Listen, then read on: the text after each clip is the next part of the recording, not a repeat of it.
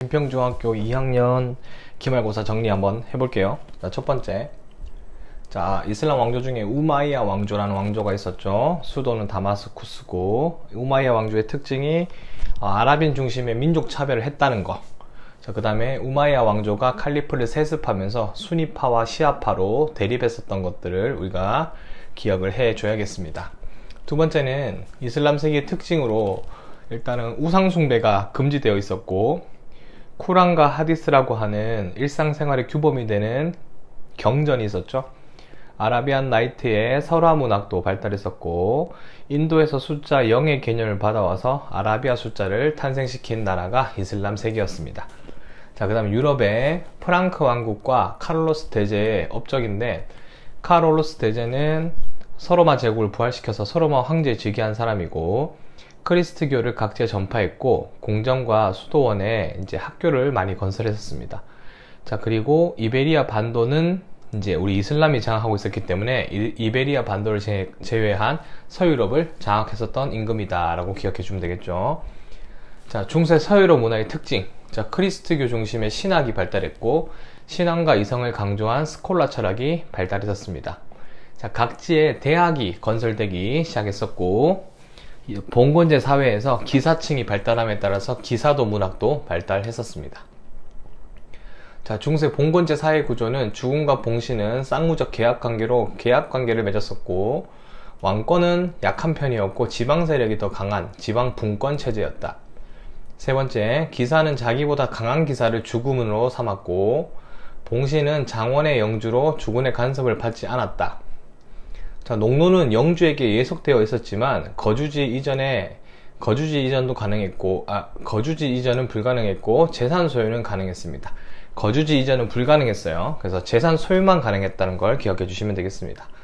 자, 그 다음 비잔티움 제국의 특징, 황제가 교회와 정치를 장악하는 황제 교황주의였고, 그리스 정교를 믿었으며 옛 로마 제국의 영토는 거의 회복한 상태였다. 그 다음 슬라브족의 문화를 좀 영향을 주었고, 동유럽 문화에 영향을 주었다는 뜻이죠. 다음 5번, 유스티니아누스 대제가 전성기 황제였다. 자, 비잔티움 양식, 모자이크, 그 다음에 성소피아 대성당이 대표적인 그 건축물이었다. 자, 서유럽의 건축 양식, 고딕 양식, 로마네스크 양식 두 가지가 있는데, 이제 밑에 있는 왼쪽 사진이 고딕 양식이죠. 그래서 뾰족한 탑과 화려한 생유리가 있었고, 로마네스크 양식은 돔과 반원의 아치를 특징으로 합니다. 요거는 피사 대성당이 되겠죠. 저렇게 해서 두 가지의 건축 서유럽 양식을 구분해 줘야 되겠습니다.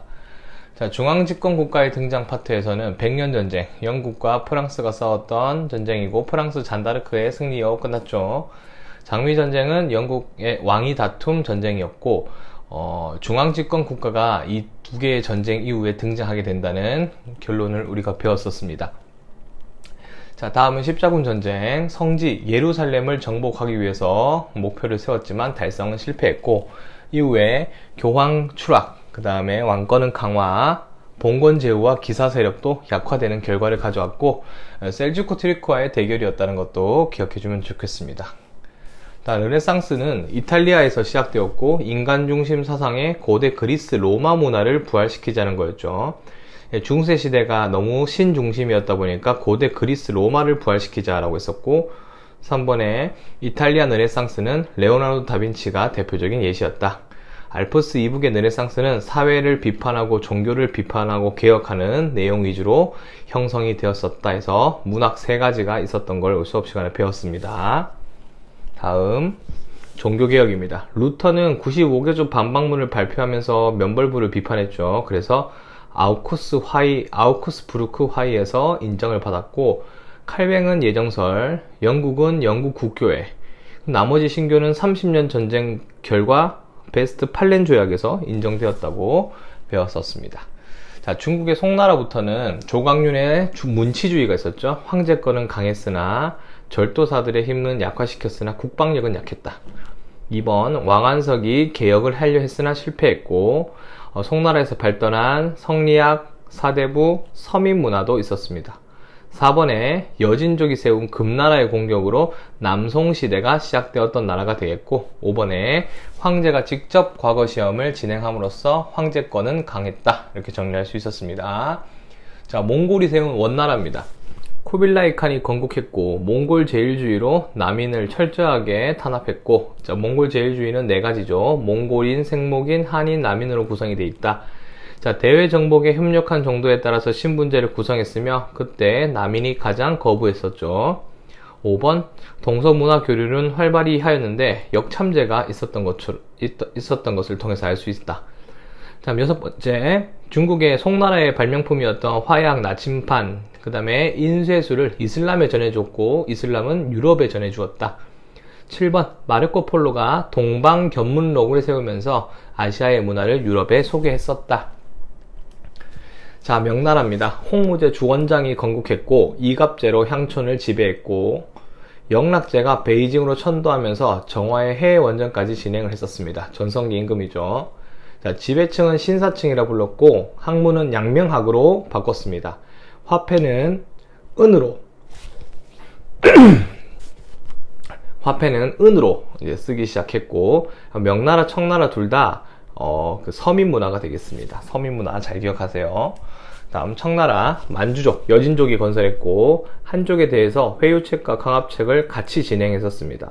회유책으로는 만안 병영제, 서적 편찬 사업에 같이 한족들을 동원했고, 강압책으로는 변발을 강요했고 중화사상을 탄압했었다. 자, 세금은 여전히 은으로 징수했고, 청나라의 법은 지정은제라 불러요. 지정은제. 지회층은 신사라 불렀습니다. 자, 이제 새로운 이슬람 세력으로 넘어가서 셀주크 튀르크라는 나라가 있었는데, 셀주크 튀르크네요. 오타네요. 중앙아시아 유목 민족이 이제 출신이고, 아바스 왕조 수도였던 바그다드를 정복함으로써 아바스 왕조로부터 술탄의 지위를 획득했던 나라가 되겠습니다. 이슬람 실질적 지배자가 되었고, 그때부터 이슬람의 지배자를 술탄이라는 이름으로 부르게 됐고, 자, 새로운 이슬람 국가에서 칭기즈칸의 후예를 자처하던 티무르가 몽골 제국의 부흥을 꿈꾸면서 티무르 제국을 건설했죠. 수도는 사마르칸트라고 도시로 정했고, 동서 중개 무역을 활발하게 했었다. 그리고 이제 더 추가로 말하면 사파비 왕조라고 이란 지역에 건설된 시아파 왕조가 있었다는 것도 알아두시면 좋겠습니다.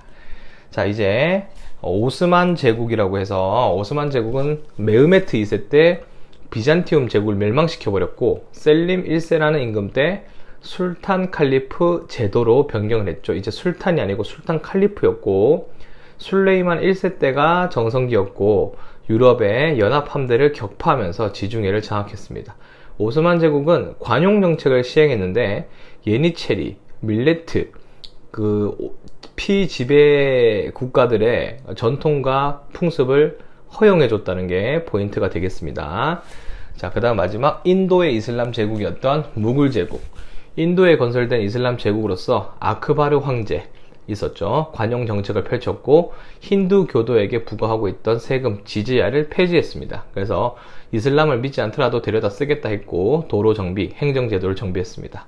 전성기 임금이었던 3번의 아우랑제브는 이슬람 제일주의를 펼쳤고, 세금을 다시 거두기 시작했죠. 그래서 최대 영토를 차지했지만 각국에 반란이 있으면서 이제 무굴 제국이 쇠퇴로 들어가게 되는 그런 계기가 되었습니다. 이 무굴 제국의 문화에서 우리가 타지마을이라고 하는 무굴 제국의 문화도 있었지만, 인도랑 이슬람 문화가 합쳐진 나라가 무굴 제국이었다고 정리해두면 되겠습니다. 자, 여기까지가 간단하게 정리해봤으니까 요걸 중심으로 시험 준비를 잘 해주세요. 수고했습니다.